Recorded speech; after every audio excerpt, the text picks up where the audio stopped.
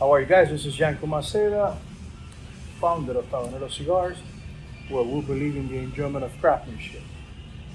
Lorena Maceda, we have Lorena Maceda here. What we were tasting today? What region of Nicaragua? Condega. We had customers earlier, and they got to taste the difference between Ometepe, tobacco from the island of Ometepe, and Condega. We had others that they should visit, and I give them a little bit of Condega to smell, to see, and they said that it was empty. The tobacco was empty, it had no taste. Again, I don't think this for cigar smokers. And I said, okay, hold on, let me give you this one. And then I exposed their nose to Seco from Ometepe, which is Seco, middle of the plant. It's not as strong because it's a thinner tobacco. And then they said, well, this one has more flavor. But of course, I just had them out of the bag. The Condega was in the table. I said, okay, let's try it again. Smell the Condega. Smell the Seco. Oh no, this one has a lot more aroma. So it was quite an experience. It was good. So what do you think? Do you think people have been enjoying it, or is it something that we should do next year? Definitely. I think we just need to make sure we advertise it with a little bit of time so people can get prepared and they know. But I think it's been quite the experience to get people to enjoy the different regions separately. Like I was saying, if you're not a cigar smoker, if your palate, if your taste is not as developed, chances are you can probably tell a cigar is good, it's not tight, it's loose, it's not bitter. But for the ones that are not as experienced as like you are, I can't really distinguish between the regions of the tobacco of Nicaragua in one smoke. I know it because, of course, I know the story of the cigar, but I know it's good. I'm enjoying it a lot. I will be able to tell you which ones are just from the taste. I know it's a good cigar. I can tell you that much. But I think it's been quite the experience for people to do it separately. You were testing Condega today.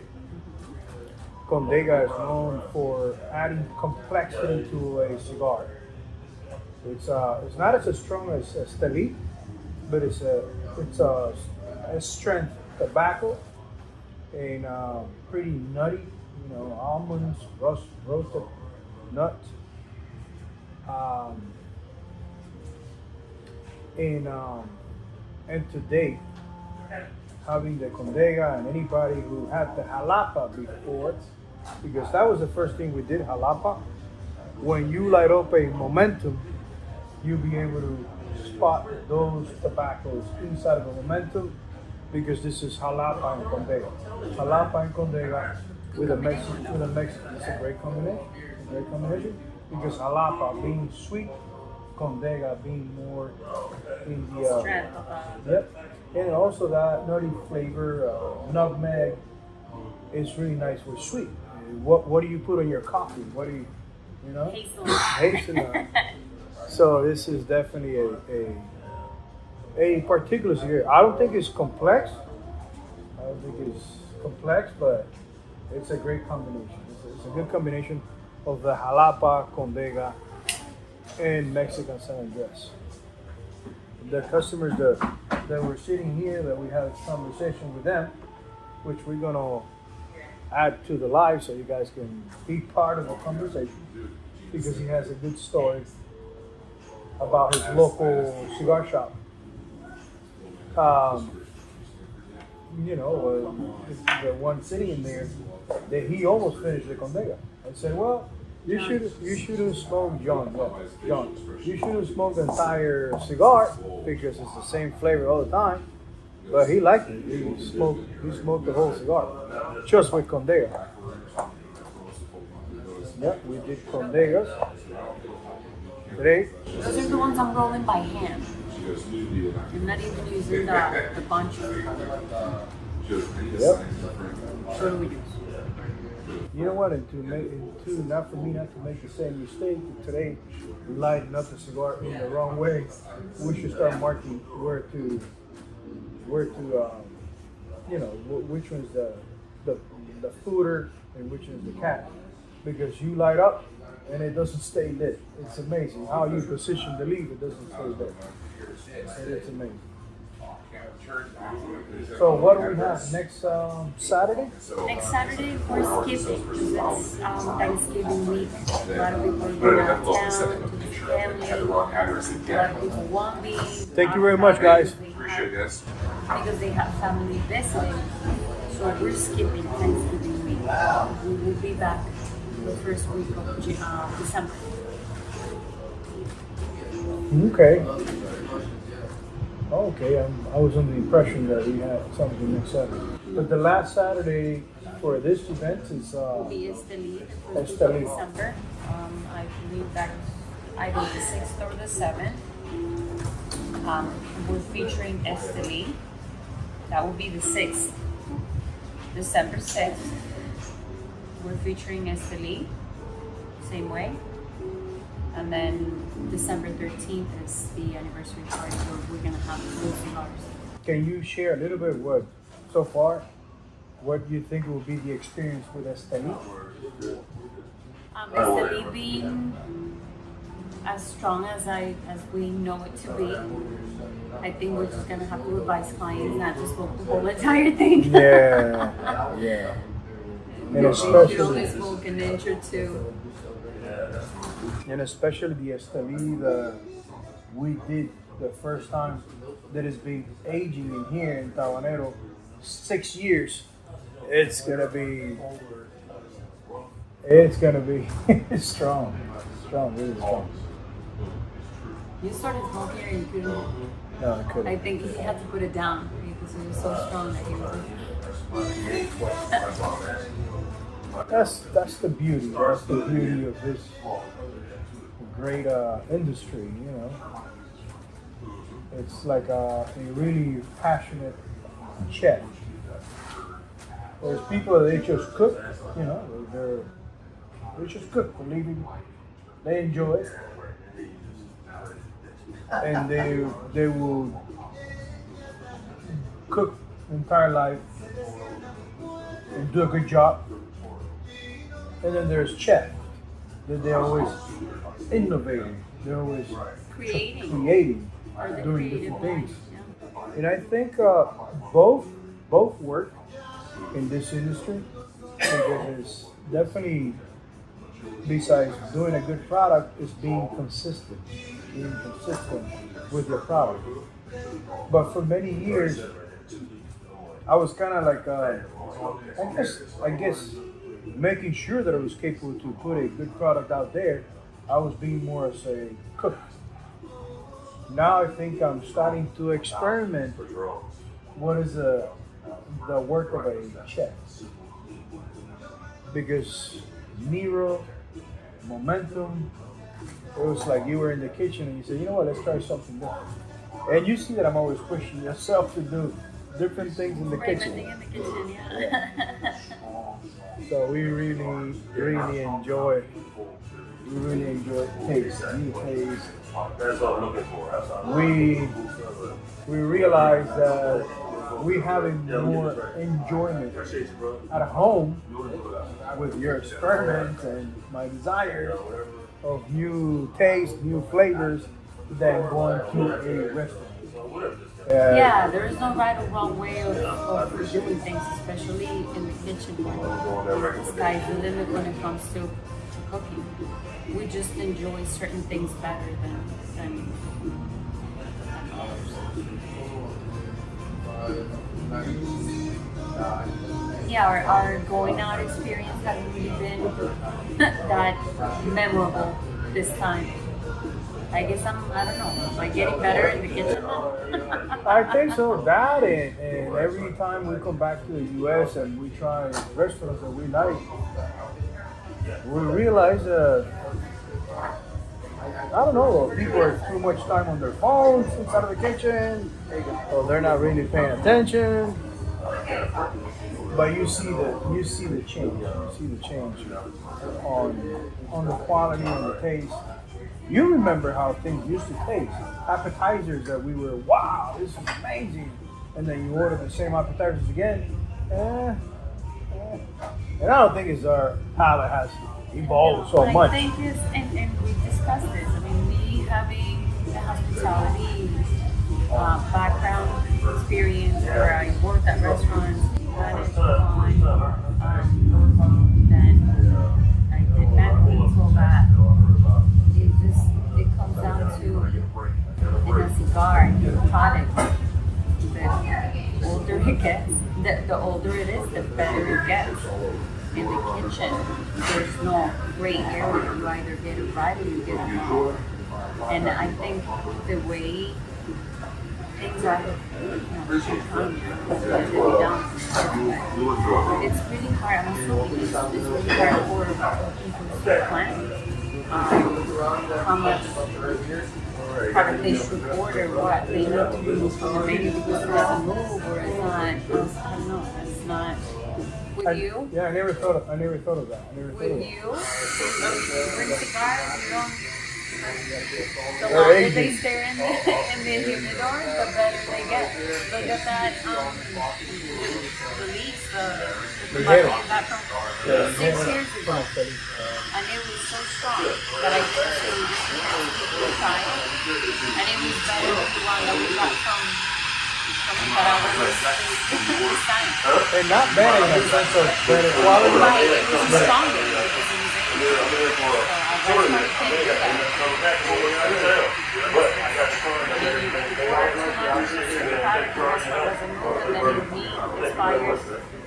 within a couple of weeks. It's really difficult.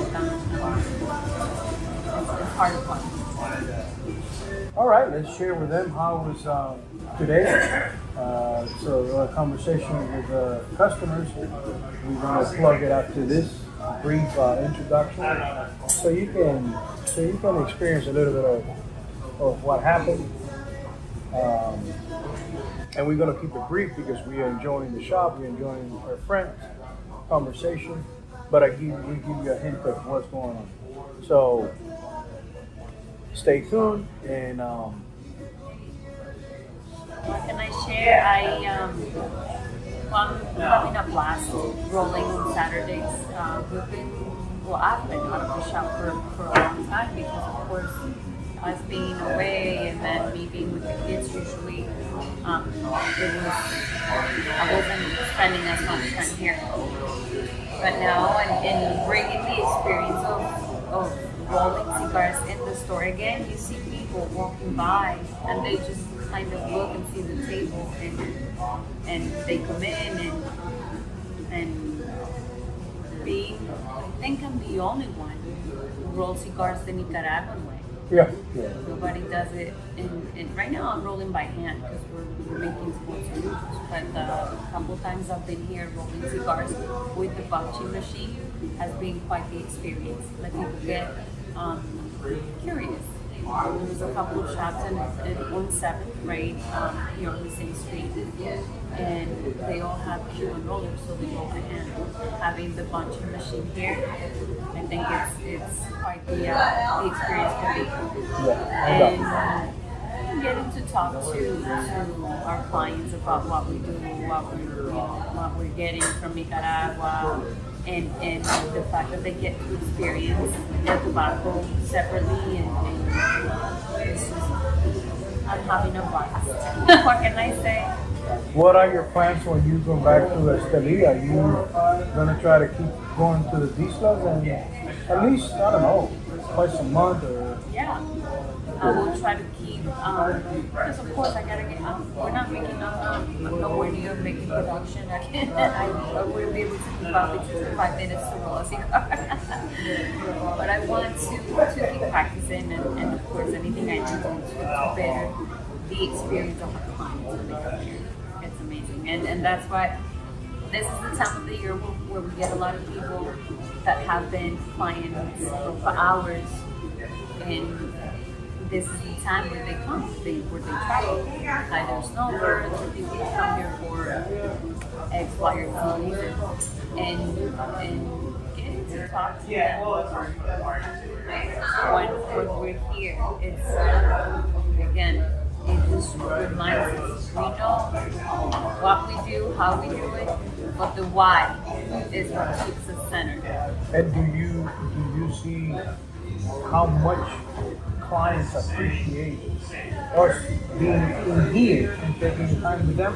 Do you believe if we thought of this to being a huge company, or do you think we will have the time to do this? To each their own. Eventually, you work with what you have. But for us, to try to keep it boutique, you are very passionate and you are very. Do you think that when you come back next year, you can train someone that is going to be here to make cigars?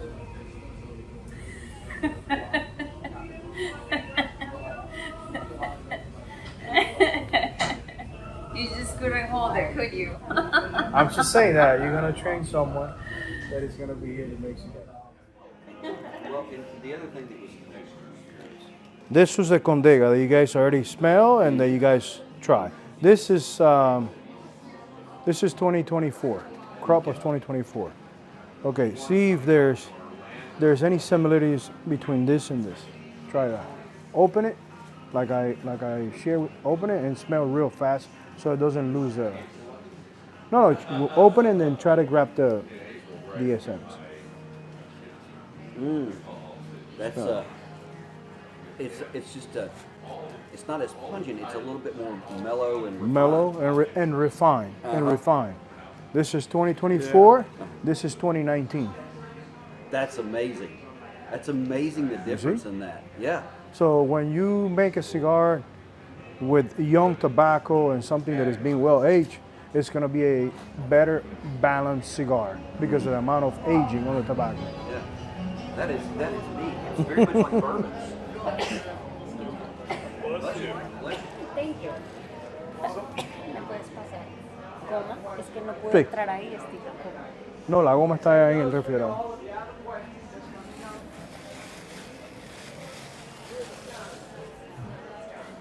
Graba a tu mamá. Well, I'll tell you, this is telling on myself, though, a bad story, actually. So the Leaf by Oscar that we were talking about, a buddy of mine owns a cigar shop in Knoxville, Smokies. This guy, Dave. He does a tasting and a pairing down at one of the clubs downtown, one of the private clubs. So he brought in the Leaf by Oscar, and then brought in a bunch of scotches and bourbons and stuff like that. And we were talking through them. And I'd never smoked one before, but I'd seen them. So I unwrap it, and that Leaf is just gorgeous, and it's still soft and everything. And I'm like, this is a pretty good cigar. I mean, like, it looks To the nice. appearance, yeah. Yeah, I mean, beautiful cigar, because it like almost looks polished from being inside the Leaf. Yeah. I picked it up and smoked it, and I thought, that's a pretty good cigar. I left there and ordered a box. As a cigar shop owner, you should already be upset. so I don't see Dave for a couple of days, and I stopped in the shop to buy some cigars, and I said, hey, I wanted to tell you, I said, I love that Leaf. I said, that's the first time I'd ever smoked one. He's like, I'm glad you loved it. I said, yeah, it was great. I said, as soon as I went out, I ordered a couple of boxes online. And he said, you did what? I said, he's like, you know I sell cigars, right? I was like, oh man. But he picked up a box of the Oscar. He said, you want this one too, don't you? And I was like, yes. And every time I go in there now, he's like, I want another box. Which one? But look, you had the opportunity, and you were honest to tell him what you should did. Most of the customers don't do it. No, they do not. And we already created that habit of if you think of something, Oh yeah, let's look at it. that's it. Yeah. So you probably now are compromised with him Yeah. to before going like this to think of David. But most of us, we already go here. We already go here. So that is inedible. The world changed. Yeah. Well, that's where we are. The world changed. My customers I've seen it that have been since I've been here. Some of them, they saw me, shake hands, bought a few cigars. But some of them, they express it. They go, Yanko, you're doing really good. I get your orders all the time. So they're telling me that every time they think of Tabanero, they don't think of coming in here. They just... Now for him, for David, you said? Dave, yeah. He has huge competition for you to go online Yeah. and do that. Yeah. So I believe the cigar shops, I don't know if it's going to be a thing of the past. Well, what he's done is expanded to create spaces in his building for like a club, the private club. So now, Where he's doing like so now his mind is going into, I can't keep selling product. I have to sell service, Yeah. Got the experience, the experience. and that's. Well, But- And then the etiquette's kind of spread between all the people. Like when you come into Dave's space that you're already paying for, as a member. I got to put this. I'm sorry, guys. I got to put this mic here because this is great. You also smoke the cigars that Dave sells. Don't Yeah. make your own cigar. No. Yeah, but here's the deal: when it turns into a service, you have to let your customers bring you their cigars. Yeah. Because if you're already a member and you're pitching in monthly with that membership, $50, $70, you're licensing the air conditioning, the clean space. The chairs. They're gonna have to let Yeah. you bring your own cigar because now it turned into a service business. We're also, so I'm a member there and a member at Blue Smoke in Knoxville, two different clubs. And then our group, the Angel Capital Group that we're part of, venture investing, we have a membership in Nashville at the Standard. And the Standard is $3,500 a year for an individual membership. Okay, And yeah, he limits like who he's got in there. I got it. Like that. I mean, he said he makes, like $1.5 million off membership dues. He's doing it right And because then he has the restaurant downstairs, the Smith House, okay. steaks and lobster and whatever, and then has the club is just so nice there upstairs. Like all these different rooms. And it was his family's house that he converted into all of this. Okay. Right in the middle of downtown Nashville.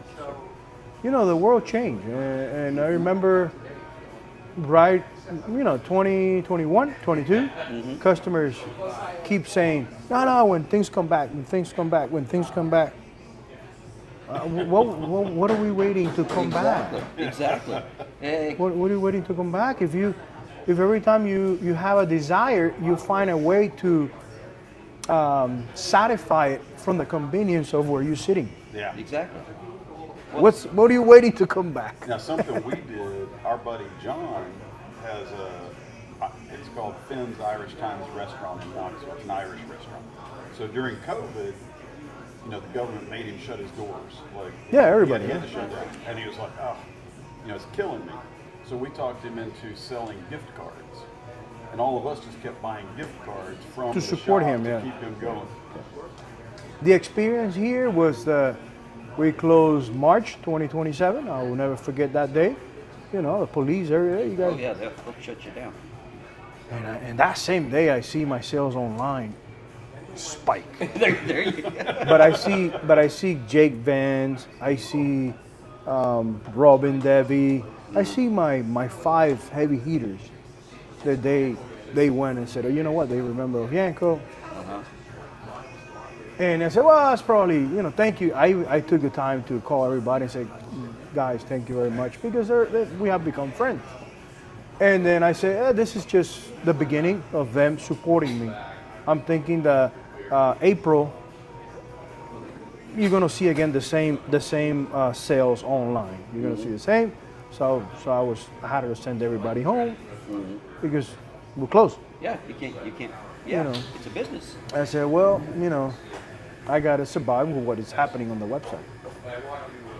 April, the sales double. Oh my gosh. I'm not exaggerating. The sales double. I said, what? I said, it's probably my customers trying to give me a support. Well, to make it short, since that April the sales double, it never stopped. That's awesome. Well, word of mouth. I mean, But the shop, uh-huh. it went down to 50% of what the sales used to be, and never came back. Yeah, I've heard a lot of people say that hit just like changed the way people do things. So if you're not reading the data, if you're not understanding what's going on, and you don't redesign yourself like the gentleman that does the clubs and all that stuff, you're gonna be in the past. Yeah. Well, it's I'm a pharmacist by trade, and I work in a grocery store in Knoxville, and so we saw it. It's just it was for years and years, like, it's a grocery store. You're not gonna have any online sales. It's unbelievable. We've got drive-in pickup kind of stuff.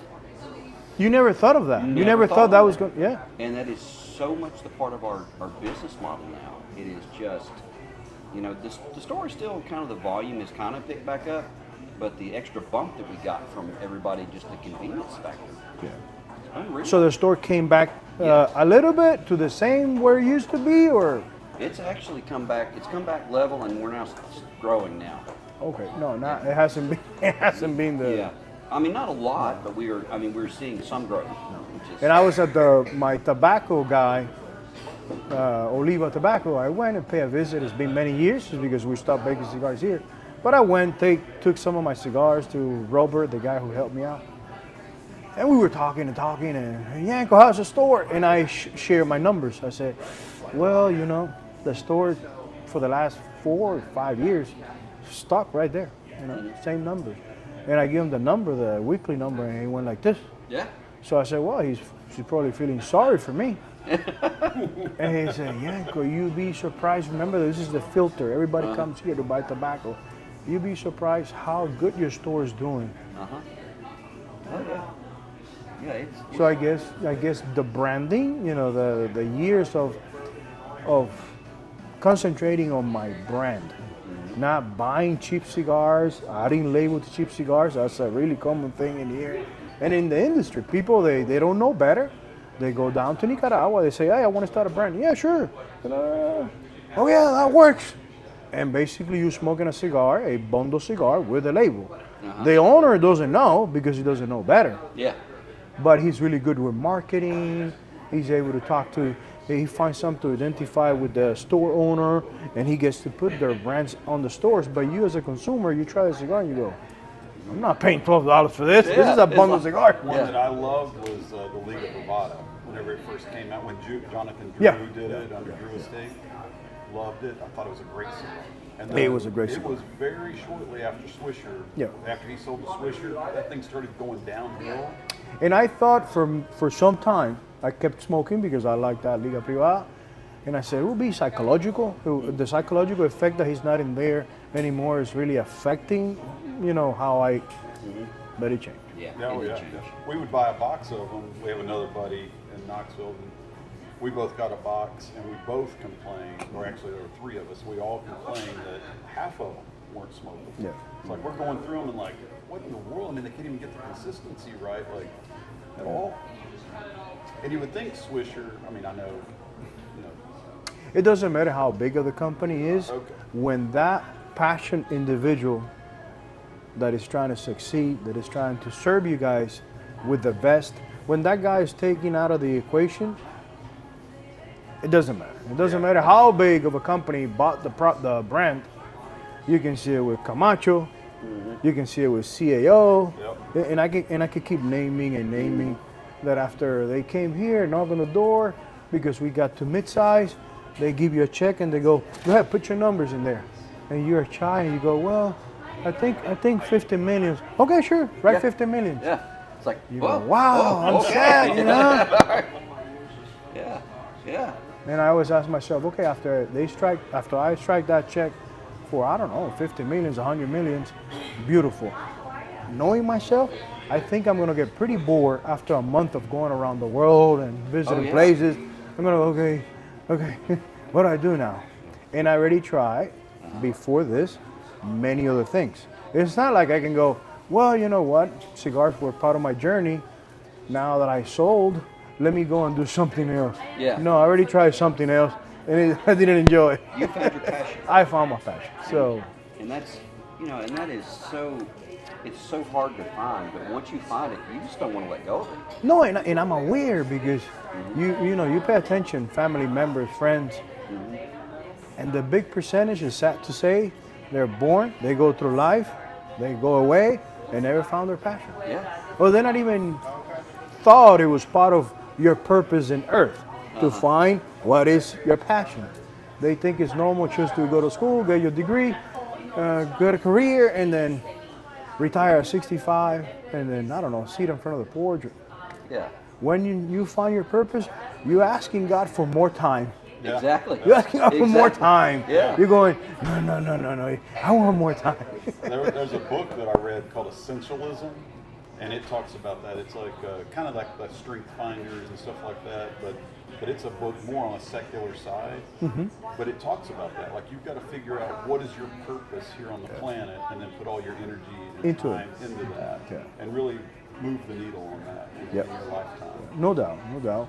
I believe I committed myself many years ago that anybody that will come into my path and try to get me distracted, hey, Yanko, look, there's a lot of money into this right now, and then go, Yanko, you already tried that. Yeah.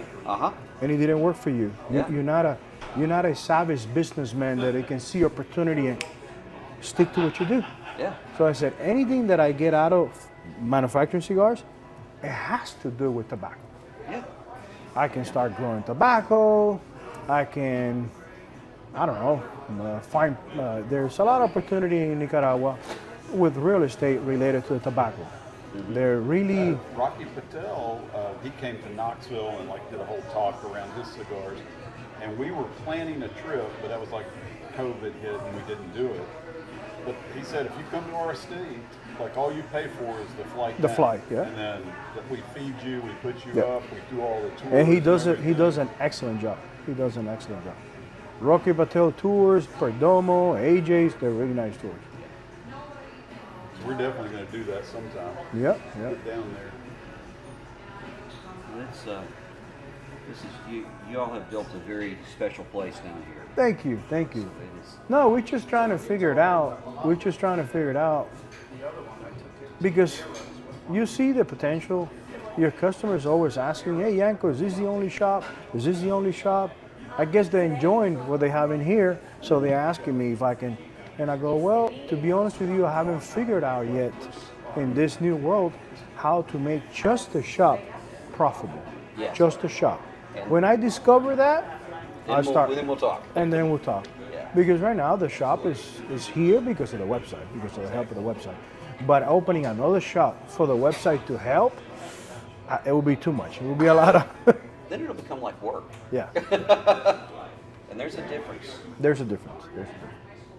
It's like the old cliche, you find something that you like and you'll never work a day in your life. Yep.